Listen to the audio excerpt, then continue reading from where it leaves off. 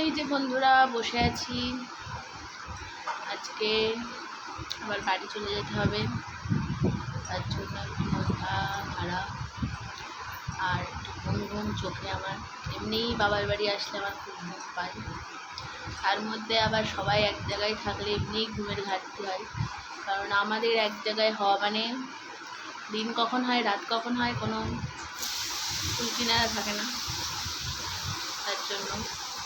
তো যাই হোক, সকাল থেকে মা জামাইদের জন্য প্রচুর রান্না বান্না করেছে, অনেক কিছু আয়োজন করেছে, এখনও চলছে।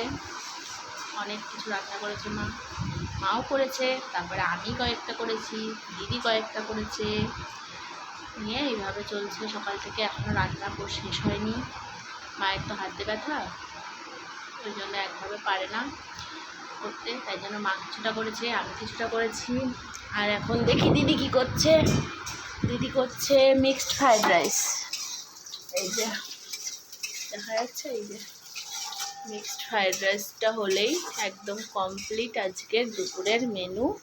তারপরে দেখা যাক মায়ের জামাইরা আবার কখন আসে,